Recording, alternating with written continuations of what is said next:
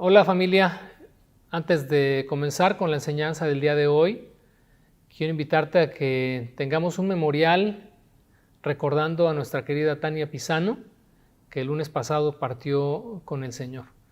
2 años y medio de lucha contra el cáncer y a sus 29 años deja a su esposo Gerardo, a sus pequeños Axel y Emily, por los cuales estaremos orando y pidiendo que el Señor les guarde, les cubra, les fortalezca y les anime a seguir adelante. Te invito a que veas este memorial y recordemos a Tania con todo nuestro cariño, con todo nuestro amor, sabiendo que hasta el último día de su vida luchó con fuerza, se aferró a la fe y hoy convencidos estamos de que está en la presencia de nuestro Padre Celestial. Que nos separará,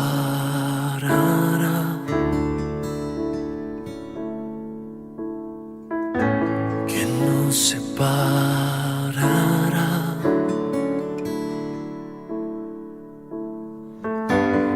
de tu amor, inmenso amor, de tu amor, oh Dios. Ni la vida, ni la muerte, ni lo alto, lo profundo, ni los ángeles, ni principados, ni ninguna cosa creada no nos podrá separar de tu inmenso amor.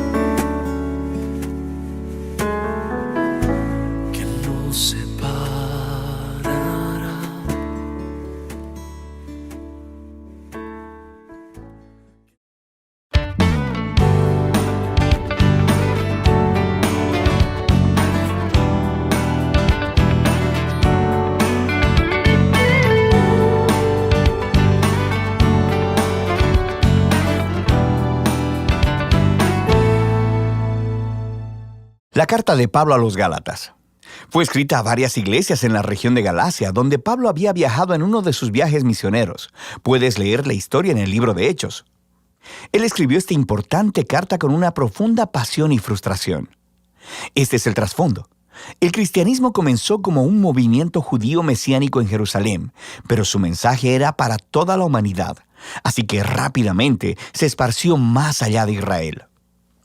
Para el tiempo en el que Pablo era misionero, había tantos no judíos como judíos en el movimiento de Jesús, y esto desató un gran debate del que sabemos gracias a Hechos capítulo 15. Históricamente, el pueblo del pacto de Dios estaba enfocado en un grupo étnico, Israel, y ellos se apartaban de los demás debido a las prácticas ordenadas en la Torá, como la circuncisión de los varones, comer kosher y guardar el día de reposo. Y había muchos cristianos judíos que creían que para que todos estos no judíos realmente pudieran ser parte de la familia de Dios, necesitaban obedecer las leyes de la Torá.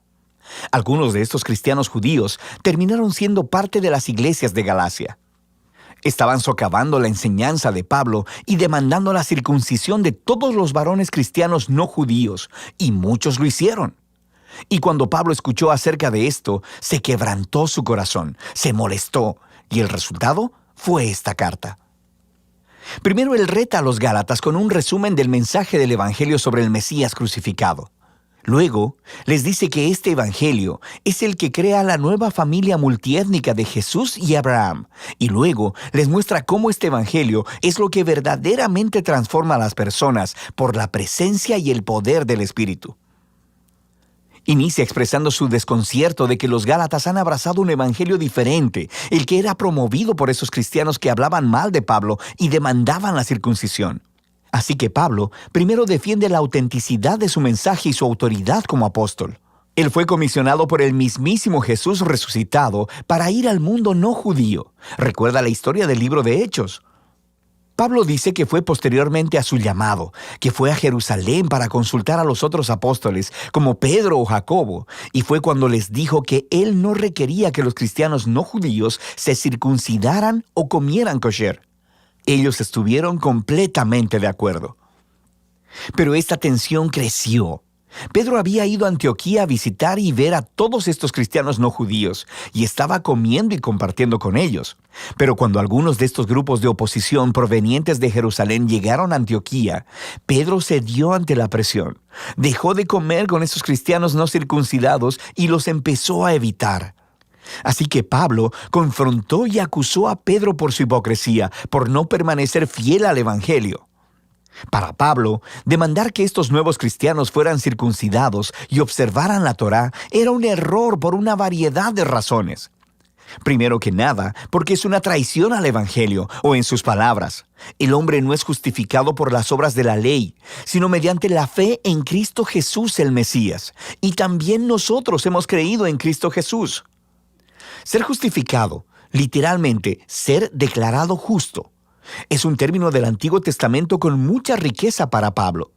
Describe cuando Dios declara que alguien está en una relación correcta con Él, que está perdonado, que le es otorgado un lugar en la familia de Dios y está siendo transformado por la gracia de Dios. Y es la convicción de Pablo que nadie puede ser justificado por guardar los mandamientos de la Torá, sino solo por la fe de Jesús. Esta es una frase densa y podría referirse a la fidelidad de Jesús al vivir y morir en nuestro lugar, o podría referirse a nuestra propia confianza y devoción a Jesús. De cualquier manera, el punto es claro. Las personas son justificadas solo a través de confiar en lo que Dios hizo por ellos a través de Jesús, no por lo que hacen ellos mismos. En el corazón del Evangelio de Pablo está esta declaración. Cuando las personas confían en Jesús el Mesías, lo que es cierto de Él se vuelve cierto de ellos. Su vida, muerte y resurrección se vuelven suyas, o en sus palabras, con Cristo he sido crucificado, y ya no soy yo el que vive, sino que Cristo vive en mí.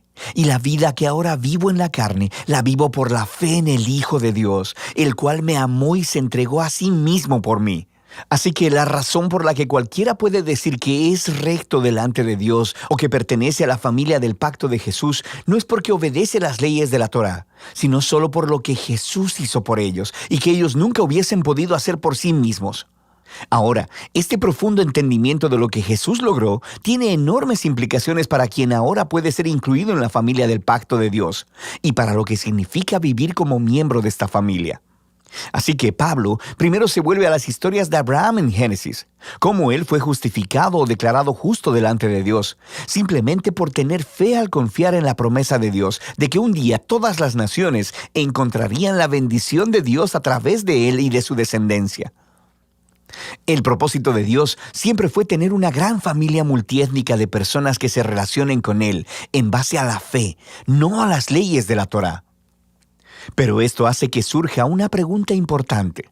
Entonces, ¿por qué Dios le dio a Israel las leyes de la Torá? Aquí Pablo ofrece una explicación muy breve y densa que después completará en su carta a los romanos. Él observa que las leyes de la Torá fueron dadas a Israel en el monte Sinaí mucho después de la promesa de Dios a Abraham. Y si lees la Torá cuidadosamente, dice Pablo, verás que Dios siempre tuvo la intención de que las leyes fueran una medida temporal. Él dice que las leyes tienen un rol tanto negativo como positivo. Negativamente, las leyes actuaron como una lupa sobre el pecado de Israel. Expusieron cómo Israel compartía la condición humana pecaminosa, rebelándose constantemente contra la ley de Dios. Así que la ley, la cual es buena, terminó declarando culpable a Israel y a toda la humanidad con él. O en sus palabras, la ley lo encerró todo bajo pecado. Pero las leyes también tuvieron un rol positivo. Actuaron como un profesor estricto que mantuvo alineado a Israel hasta la venida del prometido descendiente de Abraham, el Mesías. Y una vez que el Mesías vino, cumplió el propósito de la ley a favor de Israel. Jesús fue el israelita fiel que verdaderamente amó a Dios y al prójimo, y como rey de Israel, murió para llevar la maldición y la consecuencia del fracaso de Israel sobre sí mismo, y así traer redención. Así que ahora, a través de Jesús, el descendiente de Abraham, la bendición de Dios puede llegar a todas las personas sin importar su etnia, estatus social o género. Para Pablo, requerir que los cristianos no judíos guarden la Torá no tiene sentido. Es actuar como si Jesús no hubiera cumplido la promesa de Dios ni lidiado con nuestro pecado. Ignora la nueva libertad que se ha ganado para nosotros en Jesús y el regalo del Espíritu, y limita la promesa de Dios y su bendición a una familia étnica. Pero, podrían alegar los oponentes de Pablo, las leyes de la Torá son una guía comprobada para vivir de acuerdo con la voluntad de Dios. ¿Cómo van los cristianos no judíos a aprender esto? Pablo responde en los capítulos 5 y 6 al describir cómo la presencia transformadora de Jesús a través del Espíritu es la clave. Las leyes de la Torá son buenas, son sabias, dice Pablo. De hecho, se pueden resumir, como Jesús hizo, en el mandamiento de amar a tu prójimo como a ti mismo. Pero las leyes, por buenas que sean, no le dieron a Israel el poder de obedecerlas. En contraste, la buena nueva es que Jesús sí cumplió las leyes en lugar nuestro, y ahora Él vive en nosotros a través del Espíritu, haciendo a su pueblo los nuevos humanos que cumplen la ley al amar a otros. Así que Pablo continúa contrastando esta vieja y nueva humanidad. Los hábitos de la vieja humanidad son obvios. Son los comportamientos que deshumanizan a las personas, destruyen las relaciones y a comunidades completas. Y aunque las leyes de la Torá prohibieron estos comportamientos, Jesús fue quien los clavó en la cruz. Así que cuando una persona confía en Jesús y vive en dependencia del Espíritu, la vida de Jesús se convierte en la suya, produciendo lo que Pablo llama el fruto del Espíritu. Esta es la manera de vivir que Jesús quiere reproducir en su familia, para que se conviertan en personas de amor, gozo, paz, paciencia, bondad, benignidad, fe, mansedumbre y templanza. Pero este fruto no es automático, dice Pablo.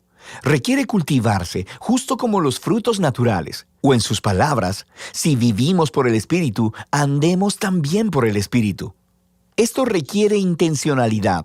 Tenemos que aprender cómo podar nuestros viejos hábitos y cultivar los nuevos. Y mientras lo hacemos, nos encontramos a nosotros mismos siendo llevados por el Espíritu conforme Jesús moldea nuestras mentes y corazones y nos transforma en personas que aman a Dios y a los demás. Y de esta manera, la gente de Jesús cumple lo que Pablo llama la ley de Cristo. Y al final, Pablo concluye: este requerimiento para que los cristianos guarden la Torá o sean circuncidados es errar al blanco. Lo que realmente importa es la nueva creación de Dios, esta nueva familia multiétnica del Mesías, personas llenas de fe en Jesús, que están aprendiendo a amar a Dios y a otros en el poder del Espíritu. Y de eso se trata la carta a los Gálatas.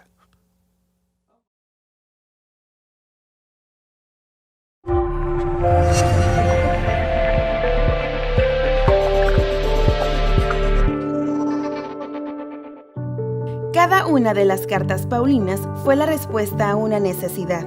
En el caso de la epístola a los Gálatas, esta fue motivada por la rapidez con la que estas iglesias dieron pasos hacia atrás en su fe, abrazando así un evangelio diferente al que habían recibido por medio del apóstol. El asunto es identificar aquello que lo hace diferente a partir de una comprensión profunda de cuál es el único evangelio de Cristo. De otra manera, todos podríamos argumentar que el mensaje que creemos es el genuino y que cualquier otro que no se ajuste a él, entonces debe de ser considerado diferente. Que el Espíritu de Dios nos guíe y nos ayude a entender con claridad el evangelio dado por los apóstoles desde un principio y que nos dé también el discernimiento para distinguirlo de todo lo que parece, pero que no es la buena noticia.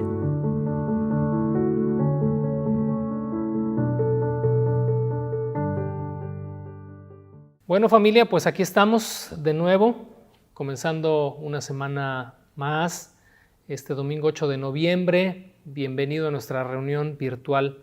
Vamos a poner este tiempo en manos del Señor, pedir que su palabra instruya nuestro corazón, alinee nuestros pensamientos, nos fortalezca, nos edifique y nos anime a seguir adelante. Te invito a que oremos. Padre, te damos muchas gracias en esta mañana por la vida, gracias por este día maravilloso que nos otorgas. Ha sido una semana muy intensa, muy intensa. Hemos tenido tantas cosas en nuestro entorno que de repente nos desaniman, nos tratan de desalentar, pero gracias te damos por Jesucristo, gracias por el Espíritu que nos sostiene, que nos mantiene, que nos lleva adelante, Señor. Te pedimos, Padre, así como hemos orado ya, que todas nuestras necesidades, las necesidades de nuestros hermanos, los que están enfermos, los que están en situación de gravedad, o la familia que esta semana tuvo que despedir a Tania, Señor, que seas tú quien nos reconforte, que seas tú quien nos sostenga. Que esta mañana, Señor, podamos a través de tu palabra recibir también ánimo, fuerza, exhortación para seguir adelante en esta carrera que aún no termina. Guárdanos hasta que lleguemos a puerto seguro. En el nombre de nuestro Señor Jesucristo te lo pedimos. Amén. Bueno, vamos a la segunda parte de nuestro estudio a la carta del apóstol Pablo a los Gálatas. En esta ocasión vamos a leer de los versos 6 al 9.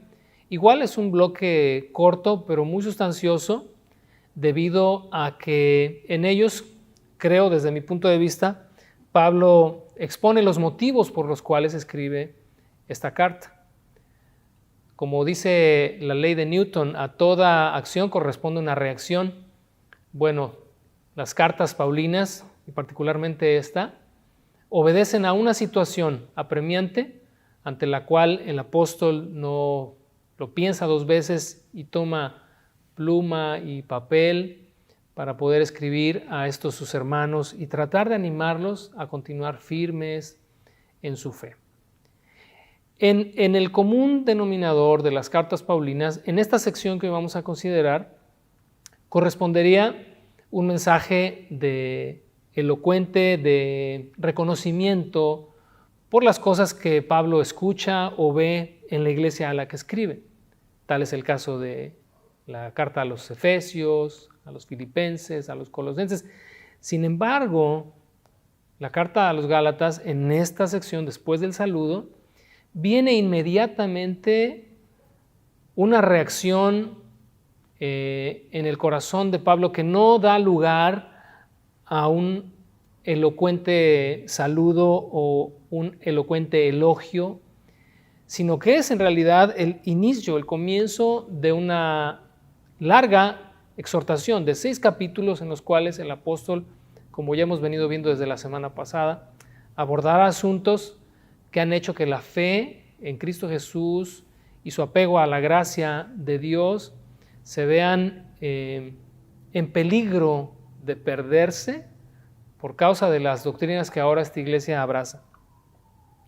¿Hay alguna referencia que quiero hacerte en cuanto a la personalidad de Pablo? Entendemos que Pablo era una persona inflexible en sus convicciones, pero no por ser inflexible en sus convicciones era una persona totalmente cerrada e intolerante. Era una mezcla muy particular de firmeza, de convicción, de seguridad, pero también de dulzura, de empatía, de amor. Era una muy extraña mezcla, pero creo que es necesaria siempre en la personalidad de cualquiera, que no por el hecho de que podamos ser amables, dulces, tolerantes, por eso pongamos en juego la integridad y sobre todo cuando se trata de principios bíblicos. En esta ocasión se atenta contra la gloria de Dios, se atenta contra la esencia del Evangelio y en este sentido Pablo se vuelve una persona totalmente intolerante, no flexible en asuntos que no son negociables. Por eso es que desde el inicio de su escrito use palabras duras debido a la consternación, debido al asombro, que no precisamente representa un resentimiento. Es decir, no son cosas que Pablo se tome como personales. Está aquí para defender la esencia del Evangelio mismo. Hace reproches a lo largo de la carta, pero no es un rechazo. Por ejemplo, en el capítulo 3, en el verso 1, que ya llegaremos allá, dice: «Oh Gálatas insensatos, ¿quién los hechizó para no obedecer a la verdad? A ustedes ante cuyos ojos Jesucristo fue presentado ya claramente entre ustedes como crucificado». Luego en el verso 3 tan necios son, habiendo comenzado por el Espíritu, ahora van a acabar por la carne. Luego en el capítulo 4, en el verso 11, me temo de ustedes que haya trabajado en vano con ustedes. Luego el capítulo 5, verso 7, dice, ustedes corrían bien, ¿quién los estorbó para no obedecer a la verdad? Esta persuasión no procede de aquel que los llama. Son palabras duras. Sin embargo, por eso te decía, esta mezcla tan interesante en el carácter de este hombre, no deja de haber en él esperanza y optimismo de que estas iglesias destinatarias de esta carta finalmente entenderían y reconocerían que lo que él escribe aquí es palabra de Dios y es una defensa total y absoluta de la pureza del Evangelio, de la integridad de este, porque de eso depende la salvación de nuestras almas. Y este optimismo lo plasma en el capítulo 5, verso 10, donde dice, yo confío respecto de ustedes en el Señor, que no pensarán de otro modo, pero el que los perturba llevará la sentencia a quien quiera que sea.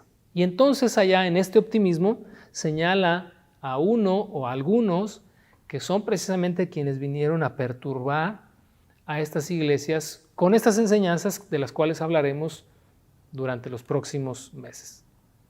Vamos entonces al verso 6. El título de esta lección es Exposición de motivos. Como te decía en un principio, creo que Pablo va a exponer en estos versos 6 al 9 qué es lo que lo motivó a escribir. Vamos al verso 6 y voy a dar lectura los 4 versículos, 6, 7, 8 y 9, y luego regresamos para hacer las observaciones pertinentes. Estoy maravillado de que tan pronto os hayáis alejado del que os llamó por la gracia de Cristo para seguir un evangelio diferente. No que haya otros, sino que hay algunos que os perturban y quieren pervertir el evangelio de Cristo. Mas si aún nosotros o un ángel del cielo os anunciare otro evangelio diferente del que os hemos anunciado, sea anatema. Como antes hemos dicho, también ahora lo repito, si alguno os predica diferente evangelio del que habéis recibido, sea anatema. Vaya exposición de motivos, palabras duras, pero que quedan para la posteridad, porque creo que el problema, como te dije la semana pasada, vuelve a resurgir y sigue siendo el mismo asunto. Mira, comienza el verso 6 diciendo, estoy asombrado. Algunas versiones dicen horrorizado, maravillado de que tan pronto se hayan alejado del que los llamó por la gracia de Cristo.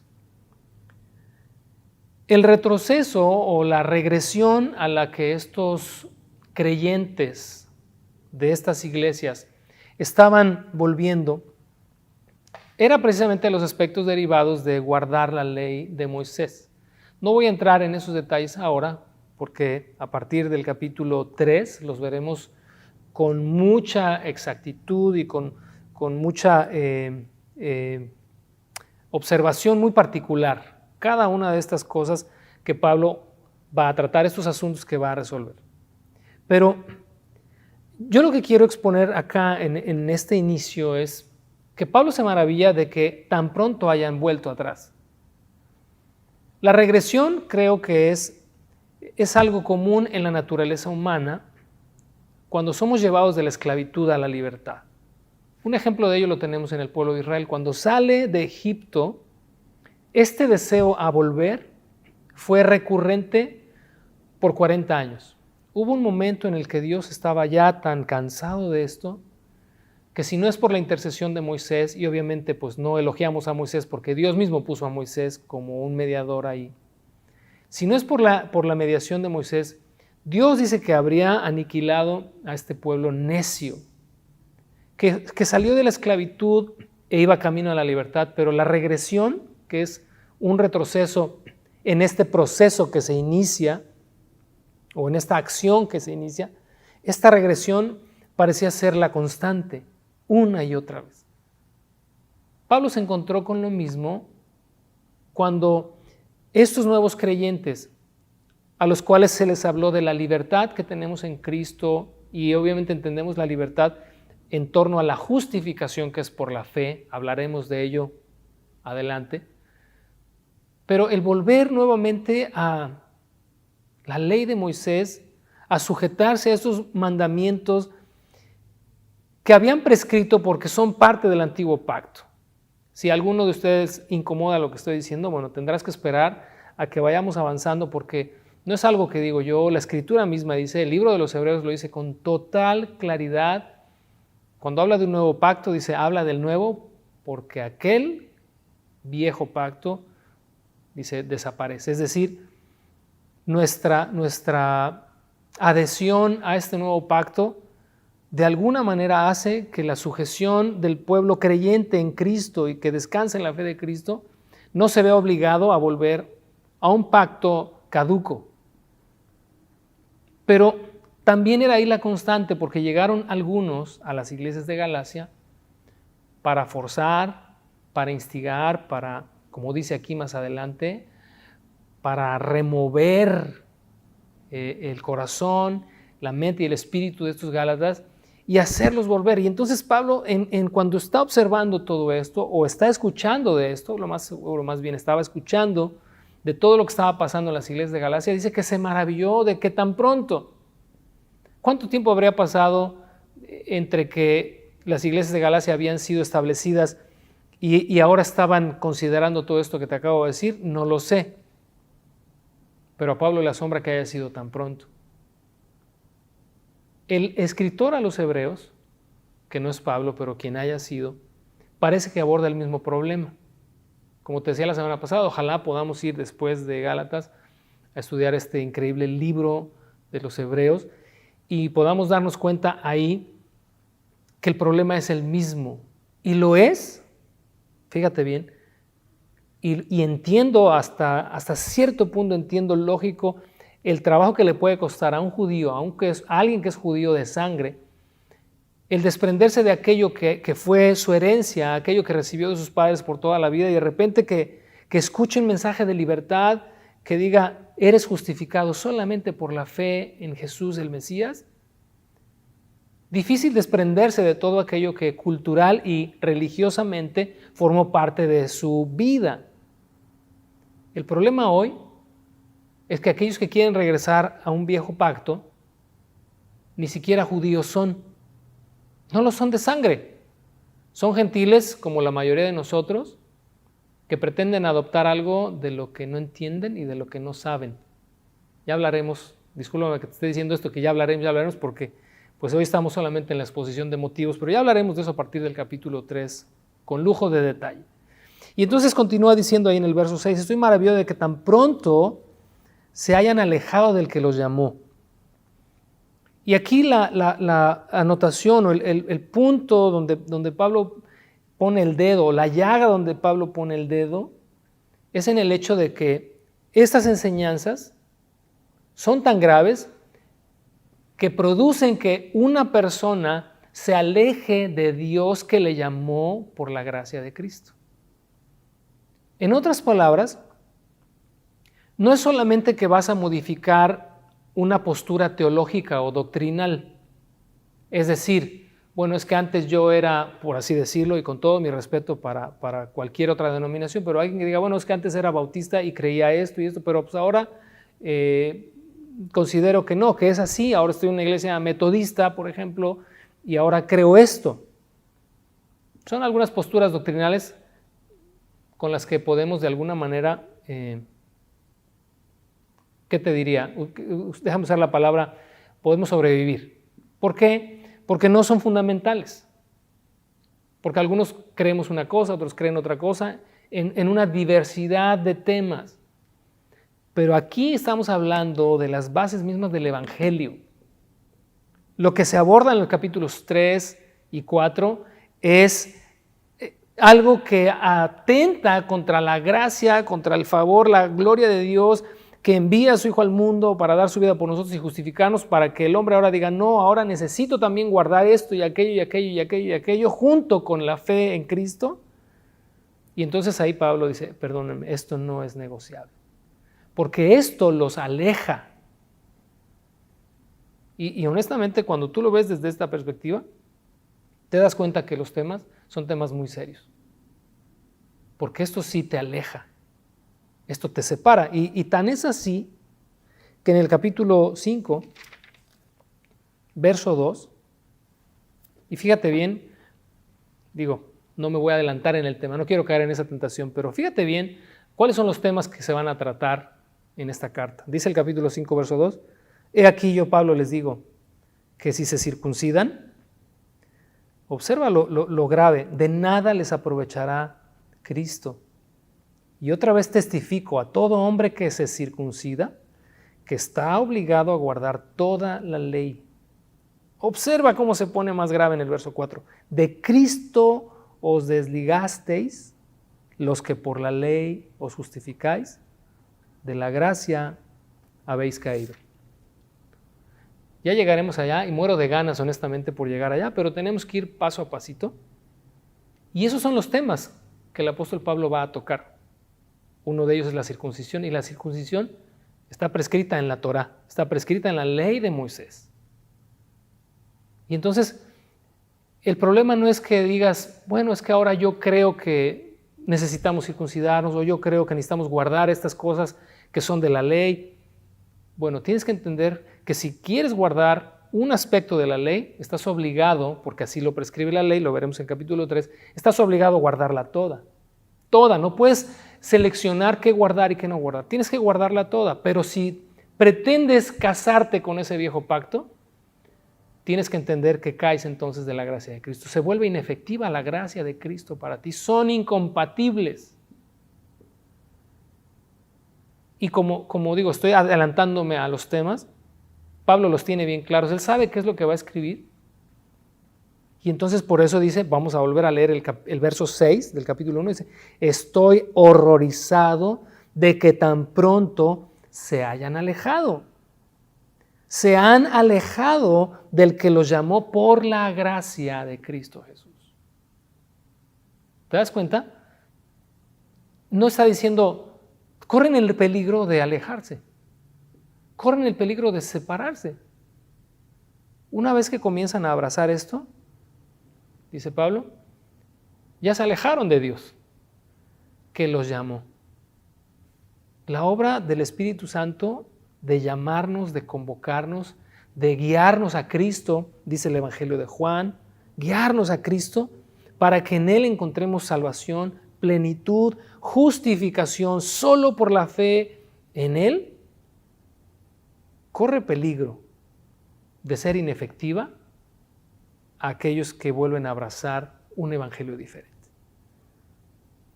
Y dice al final del verso 6, para seguir, un acto voluntario, un evangelio distinto. Ahora, ¿qué es un evangelio diferente? Para poder contestar la pregunta de cuál es el evangelio diferente, tenemos que tener bien claro qué es el evangelio.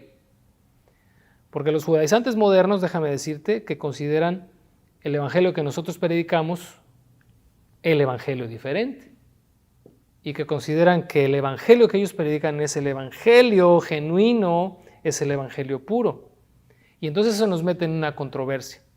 Y para aquel que está en medio y que no sabe discernir, pues le confunde y entonces se pregunta, entonces, ¿cuál es el verdadero evangelio?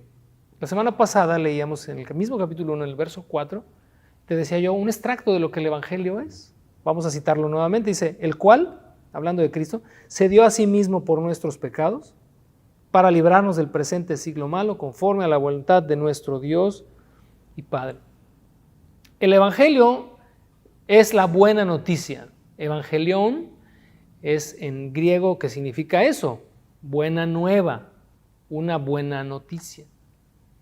Y mira, pudiéramos buscar 1000 definiciones de evangelio o de lo que es la buena noticia, pero a mí me gustaría centrarlo hoy en que el evangelio o la buena noticia es una persona. Jesucristo es la buena noticia. Él es la buena noticia. Un evangelio diferente sería cualquier otra cosa que no sea Cristo solamente.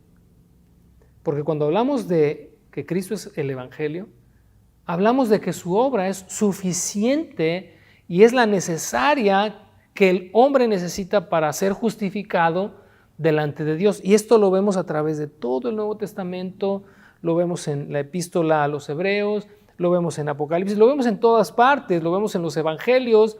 El sacrificio de Cristo por nuestros pecados es suficiente para justificarnos delante de Dios. Romanos capítulo 5, verso 1 dice: justificados pues por la fe, tenemos paz para con Dios por medio de nuestro Señor Jesucristo. En otras palabras, entender, considerar y saber, tener la convicción de que Cristo es suficiente, nos tiene que llevar al entendimiento de que no necesitamos nada más. En Hechos capítulo 15, en el concilio de Jerusalén, los judaizantes estaban enseñando que sí está bien Cristo, y ese es el problema, era el problema entonces, es el problema hoy, que no se trata de volver a la ley y dejar a Cristo a un lado. Ese es el problema. Se trata de conciliar dos cosas que no se pueden conciliar, que es, como digo yo, es como querer estar casado con dos mujeres. No puedes abrazar el viejo pacto y también pretender abrazar el nuevo. Porque si pretendes abrazar los dos, le estás diciendo al nuevo pacto, le estás diciendo a Cristo, a Él, que es la buena noticia, no es suficiente lo que hiciste por mí, necesito hacer otras cosas, necesito guardar otras cosas. Y es precisamente lo que llevó el conflicto que derivó en Hechos capítulo 15 en el concilio de Jerusalén, porque se estaba tratando de obligar a los nuevos creyentes a circuncidarse como requisito también a la fe. Pero te pregunto, ¿qué es entonces un evangelio diferente? Es todo aquello que hace que Cristo y su obra en la cruz pierda su valor, aunque sea un poquito. Para aquel a quien Cristo es suficiente y que sabe que después del sacrificio de Cristo no necesita más, entonces no tiene necesidad de buscar en otra parte. Y cualquier otra cosa que sea aparte de eso es un evangelio diferente. Cuando Pablo llegó a la iglesia de Corinto, les dijo: me propuse no saber entre ustedes cosa alguna sino a Jesucristo y a este crucificado. Bueno, ya hablaremos, con detalle de todo eso, pero vamos a regresar acá y fíjate lo que dice el verso 7. Dice: no es que haya otro, sino que hay algunos que los perturban. Perturbar aquí es agitar, y digo, si la traducción fuera mexicana, diría yo que perturbar es moverle el tapete. Alguno o algunos, como leímos en el capítulo 5, vienen a moverle el tapete a esta iglesia que iba muy bien, iba perfectamente bien. El apóstol Pablo, de hecho en el capítulo 3, dice: ustedes iban muy bien, corrían muy bien. ¿Quién los estorbó? ¿Quién los hechizó? ¿Quién los embrujó? Son estos judaizantes que llegan a perturbar, pero dice después en el verso 7, quieren pervertir el evangelio de Cristo. Pervertir es en el sentido de torcer, es en el sentido de manipular, es en el sentido de alterar, de deformar, es desequilibrar, es desproporcionar, es hacer muchas cosas. Y creo que nuestra responsabilidad hoy siempre es aferrarnos al evangelio puro. Juan capítulo 1, a lo suyo vino, los suyos no le recibieron, mas a todos los que le recibieron, a los que creen en su nombre, les dio potestad de ser hechos hijos de Dios. Ese es el evangelio. Juan 3:16, es la esencia del evangelio, porque de tal manera amó Dios al mundo. Al mundo. Estos nuevos judaizantes dicen que no, que sigue siendo solamente el pueblo étnico, ¿no? El pueblo de Israel. Los gentiles no tienen pacto.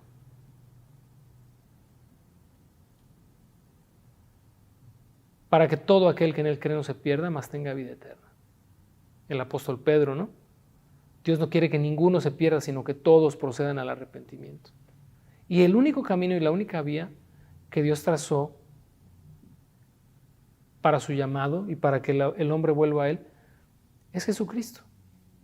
Y su obra en la cruz, querido hermano y hermana que me estás escuchando, es más que suficiente. Y yo sé que vamos a decir: oye, sí, pero ¿qué hay entonces? Porque el Nuevo Testamento también dice que andemos en buenas obras. Por supuesto que sí. Porque una vez que hemos abrazado el evangelio de gracia y que hemos entendido que somos salvos, dice la Escritura que hemos sido llamados a andar en novedad de vida. y a seguir los pasos de Cristo y a seguir los lineamientos prescritos en su palabra. Pero eso nunca ha significado regresar a un viejo sistema que lo único que hizo fue guiar, como lo leeremos en el capítulo 4, guiar al pueblo a Cristo y entregarlo a Él. Y una vez que lo entregó a Cristo, que esta ley entregó al pueblo a Cristo, dice Pablo, ya no estamos bajo esa ley.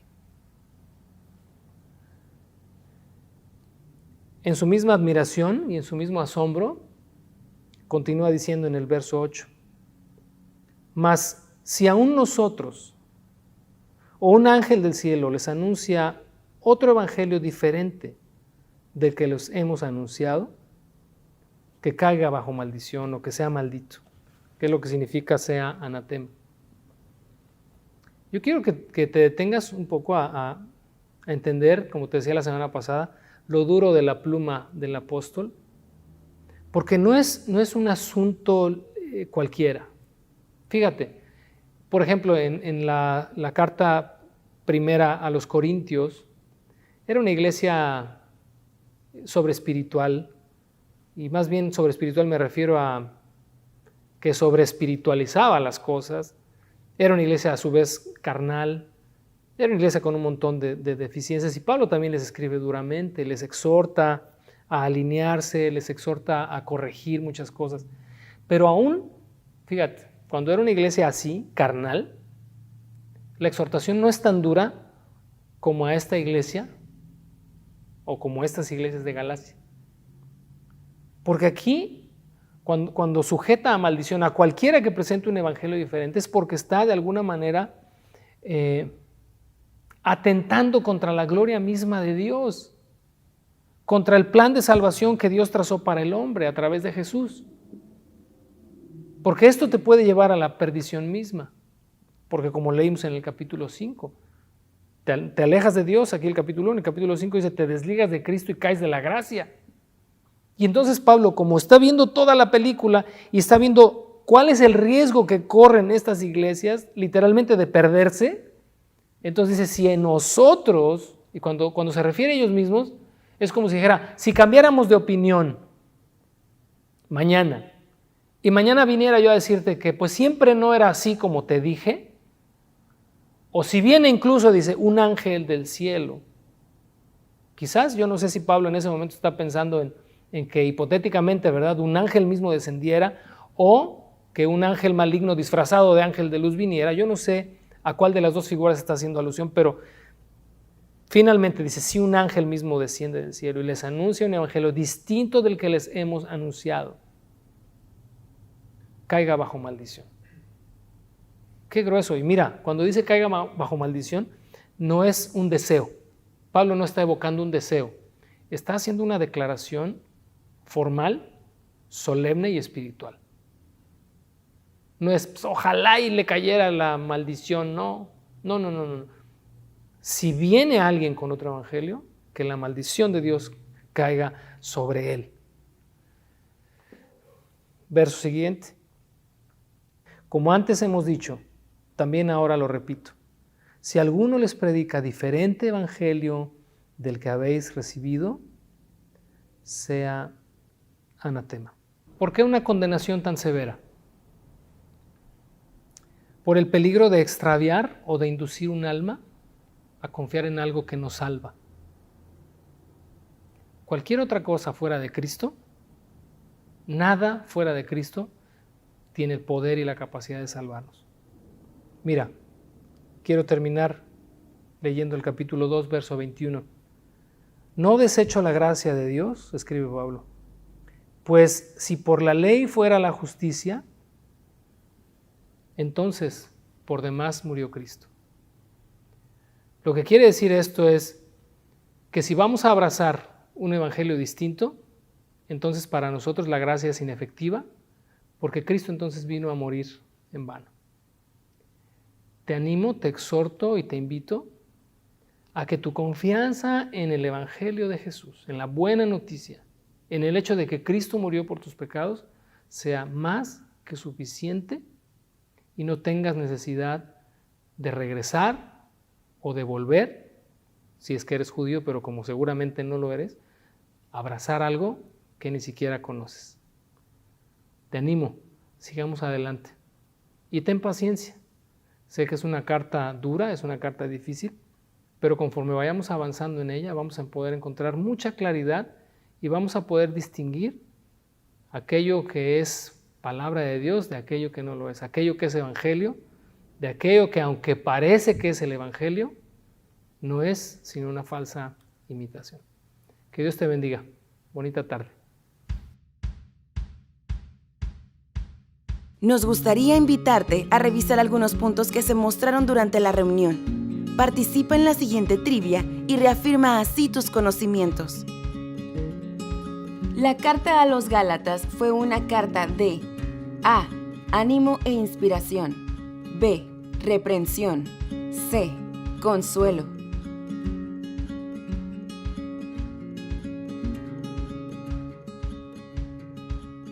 Un evangelio diferente conlleva la idea de que A.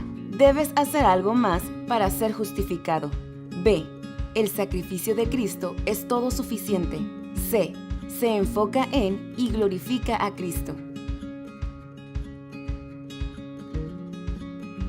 El resultado de seguir un evangelio diferente es A.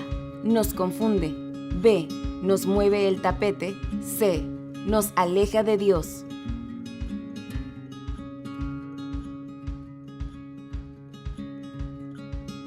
La palabra evangelio significa A. Dios con nosotros. B. Buena noticia. C. Id por todo el mundo.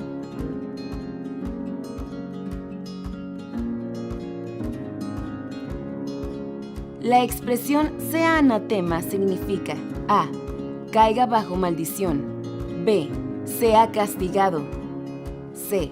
El Señor lo reprenda.